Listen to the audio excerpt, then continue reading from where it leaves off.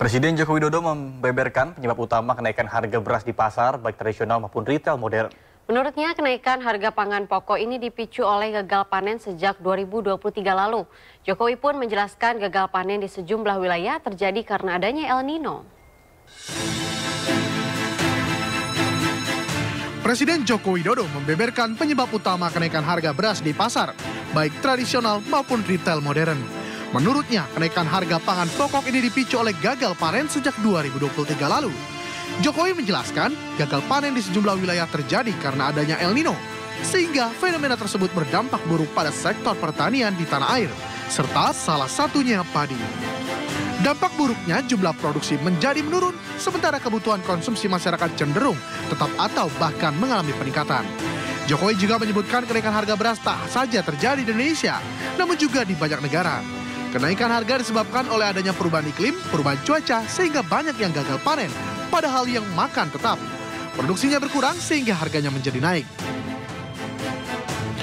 Untuk memenuhi kebutuhan masyarakat, Jokowi memastikan bantuan sosial beras 10 kg tetap digelontorkan pemerintah kepada 22 juta keluarga penerima manfaat. Harapannya bansos beras bisa meringankan masyarakat tak mampu. Jokowi juga menjelaskan kenapa pemerintah memberikan beras 10 kg setiap bulan kepada masyarakat. Karena harga beras di seluruh dunia saat ini mengalami kenaikan harga, tak hanya di Indonesia saja. Dan pemerintah memberikan bantuan beras ini agar meringankan masyarakat. Jokowi menegaskan program bansos beras merupakan salah satu solusi dalam menghadapi situasi beras yang mengalami fluktuasi harga.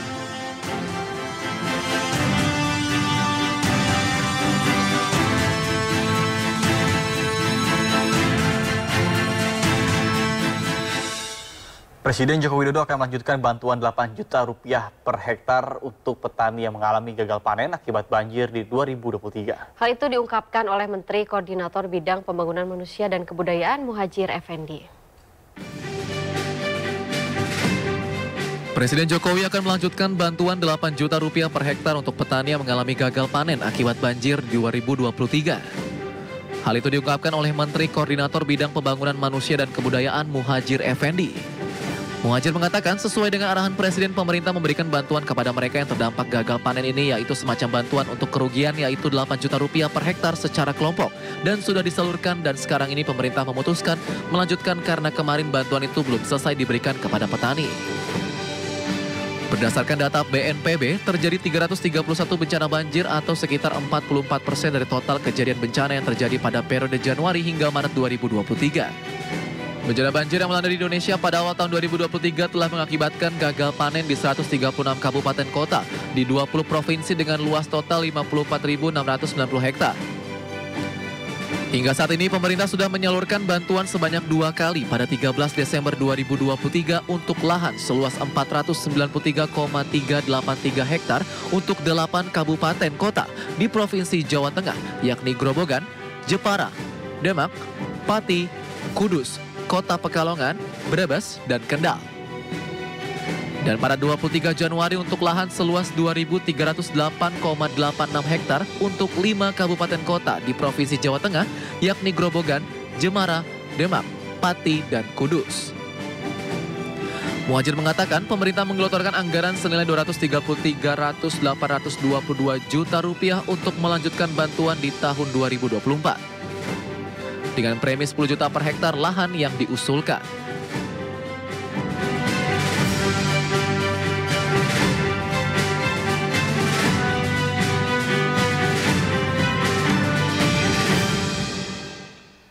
Menteri Perdagangan Zulkifli Hasan memastikan beras SPHP tersedia di gerai retail modern.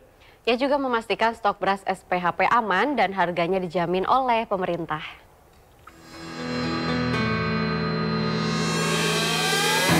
Menteri Perdagangan Zulkifli Hasan memastikan beras SPHP tersedia di gerai retail modern, di mana stok beras SPHP dipastikan aman dan harganya juga dijamin pemerintah. Zulhas memastikan beras stabilisasi pasokan dan harga pangan di retail modern selalu tersedia. Zulhas juga mengungkapkan bahwa permintaan dari pihak retail modern yaitu pengiriman beras SPHP ini bisa dipercepat, sebab jika pengirimannya lama maka akan menyebabkan kekurangan stok dan akan membuat harga naik. Karena suplainya memang lambat. Karena kita kan masih gara-gara El Nino mundur kan, oleh karena itu pemerintah mengisi dengan SPHP. Jadi saya berharap masyarakat beralih ke SPHP. Karena kalau premium kan barangnya lagi naik dan barangnya juga tidak sesuai dengan yang diperlukan. Jadi kalau beralih ke SPHP maka saya kira premium akan menjadi cukup ya, karena sebagian bisa dipasok oleh beras SPHP dari dulu. Saya kira Mendak berharap masyarakat bisa beralih mengkonsumsi beras SPHP dengan harga jual sesuai harga eceran tertinggi yaitu Rp54.000 per 5 kg. Pemerintah juga memastikan beras SPHP dipastikan akan selalu dipasok oleh Bulog untuk menggantikan beras premium yang tengah mengalami kelangkaan stok.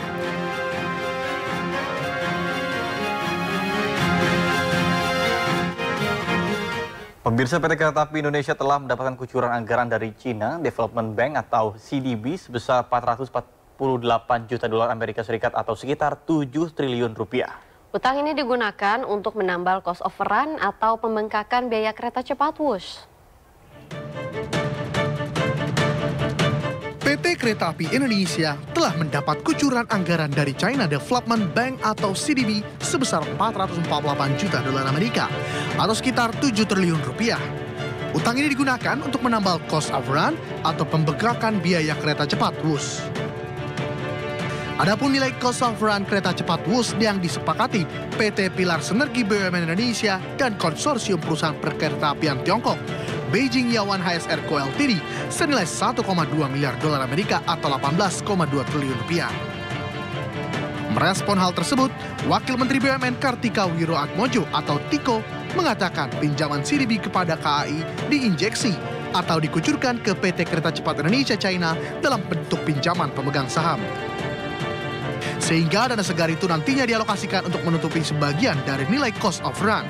Berdasarkan kesepakatan Indonesia dan China, pembengkakan anggaran kereta cepat 75%-nya ditutupi dengan pinjaman. Sementara 25% berasal dari anggaran konsorsium Indonesia, yakni PT Pilar Sinergi BUMN Indonesia, Beijing Yawan HSR Co Ltd. Artinya dari angka 25% itu menggunakan penyertaan modal negara KAI sebesar 3 triliun rupiah dan ekuitas Beijing Yawan HSR Co Ltd. Adapun pinjaman yang berasal dari CDB akan dicatatkan sebagai utang KAI. Dalam laporan fakta material yang disampaikan KAI kepada Bursa Efek Indonesia, pinjaman itu dicairkan CDB dalam 2 seri, yakni dolar Amerika Serikat dan yuan China.